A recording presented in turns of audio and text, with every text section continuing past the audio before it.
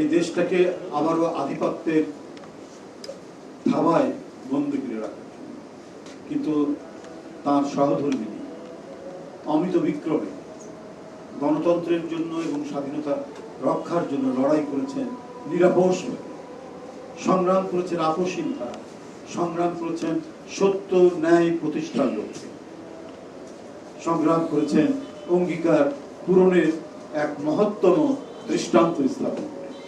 বন্ধুরা আমার, আজও একটি জাতীয়তাবাদী গণতান্ত্রিক সরকার প্রতিষ্ঠিত আছে। নানাবিধ চক্রান্ত কিন্তু এখনো থেমে নেই। সরকার যে কোনো একটি রাষ্ট্রে নানা ধরনের উৎপাত থাকতে পারে, কিন্তু সরকার সেই উৎপাতকে, সেই নিউসেন্সকে ঠিক মতো অ্যাড্রেস করে ব্যবস্থা নিচ্ছে কিনা, সেটা হলো বড় বিষয়। তিব্বত কদুর তেল চুলকে করে শক্ত আর মজবুত, ঠান্ডা মাথায় ভালোবাসার জয়।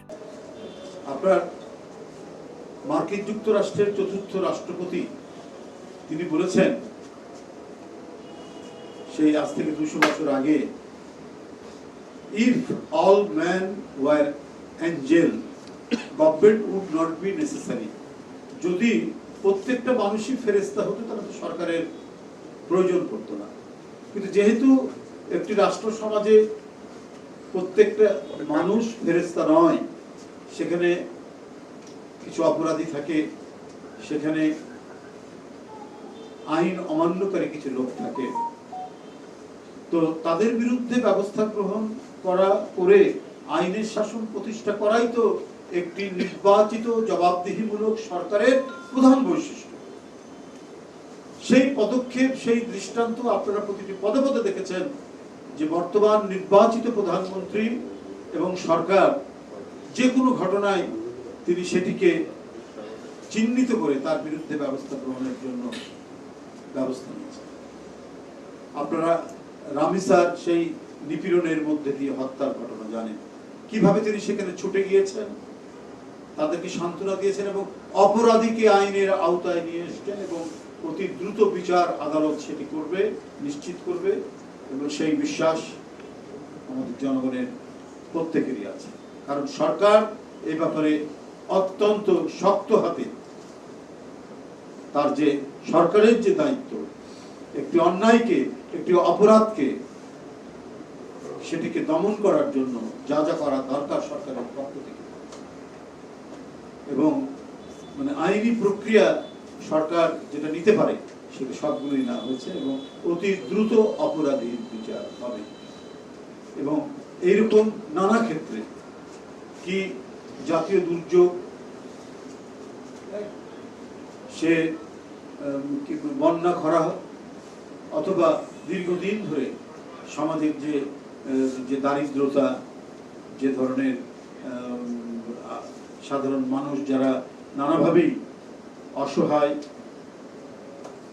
হয়তো সামান্য অর্থের জন্য সে তার জমিতে কাজ করতে পারছে না, বা সে একটা মুরগির খামার পালন করতে পারছে না, তাদের জন্য শুরু থেকেই তিনি যে অঙ্গীকারগুলো করেছিলেন নির্বাচন আগে সে বাস্তবায়ন করছেন। তাদের মধ্যে আপনারা জানেন ফ্যামিলি কার্ড, কৃষি কার্ড এবং আরো বিভিন্ন কার্ড, হেলথ কার্ড শুরু হবে সামনে। ইতিমধ্যে এই দুটি কার্ড দেওয়া হচ্ছে। কিসের জন্য? সোশ্যাল আপলিফটমেন্ট, সোশ্যাল ডেভেলপমেন্টের জন্য। তার যে অঙ্গীকার, এই অঙ্গীকার শুরু থেকেই, প্রথম দিন থেকেই তিনি সেই কাজগুলো করছেন। তারপরেও কেউ কেউ বলছে ষড়যন্ত্র হচ্ছে, চক্রান্ত হচ্ছে। আপনারা যদি এই দেশের রাষ্ট্র কাঠামোর অংশ হয়ে থাকেন, এদেশের রাজনৈতিক যে কাঠামো তার যদি অংশ হয়ে থাকে, তাহলে সেই ক্ষেত্রে আপনারা সরকারের যেগুলো ভুল হচ্ছে আপনারা ধরিয়ে দিতে পারেন। কিন্তু চক্রান্ত করা, ষড়যন্ত্র করা এবং নানাভাবে চক্রান্তের ইঙ্গিত দেওয়া, এটা এদেশের মানুষ কখনোই এটাকে ভালোভাবে নেয়নি, ভালোভাবে নেবে না। আমি আশা করি আজকে যারা সরকারি যারা রয়েছেন তারা তো আছেন, যারা বিরোধী দলে দায়িত্ব পালন করছেন তারা দায়িত্বশীল ভূমিকা পালন করবেন, সমালোচনা করবেন, নিশ্চয়ই সরকারের সমালোচনা করতে পারে, কনস্ট্রাকটিভ সমালোচনা করতে পারে, ভুল ধরিয়ে দিতে পারে, কিন্তু যদি কোনো বৃহত্তর চক্রান্তের নীল নকশার অংশ হন, তাহলে সেটি হবে দেশের জন্য, রাষ্ট্রের জন্য, বিপজ্জনক। বরং যে গণতন্ত্রের ধারা দীর্ঘ সংগ্রাম এবং ফ্যাসিবাদের বিরুদ্ধে লড়াইয়ের মধ্যে দিয়ে অনেক আত্মহতি এবং রক্তপাতের মধ্যে দিয়ে যেটি গড়ে উঠেছে সেটিকে আমাদের চলতে দিতে হবে, যেটা ভাবে সবলভাবে চলতে পারে, তেজোদ্দীপ্তভাবে চলতে পারে, এবং আমরা যাতে সমস্ত গণতান্ত্রিক প্রতিষ্ঠানগুলোকে আমরা দৃঢ় এবং শক্তিশালী করতে পারি, যেখানে আর কোনো প্রশ্ন উঠতে পারে না। এদেশে প্রতিটি নির্বাচন হবে অবাধ সুষ্ঠু নির্বাচন। সেই ক্ষেত্রে নির্বাচন কমিশন একটি শক্তিশালী গণতান্ত্রিক প্রতিষ্ঠান। আমাদের আইনি শাসন, আমাদের প্রশাসন, পুলিশ সবগুলোকে নিরপেক্ষ এবং শক্তিশালী করার যে দৃঢ় অঙ্গীকার মাননীয় প্রধানমন্ত্রী করেছেন, যে পদক্ষেপগুলি নিচ্ছেন, সেই পদক্ষেপগুলি প্রতিষ্ঠানকে শক্তিশালী করা। সুতরাং এই কাঠামোর মধ্যে থেকেই আমাদের সবাইকে কাজ করতে হবে, যাতে কেউ যাতে ভিকটিম না হতে পারে। এটাই তো একটি গণতান্ত্রিক সরকারের মূল দায়িত্ব, মূল কাজ।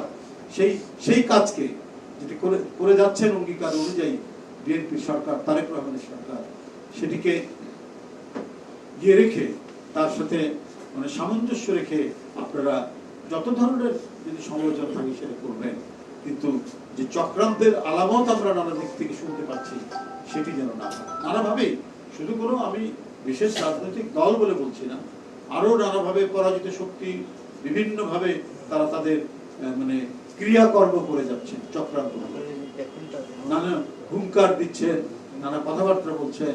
তো সেগুলো সম্পর্কে জনগণ সচেতন এবং গণতান্ত্রিক শক্তি সচেতন। যাই হোক।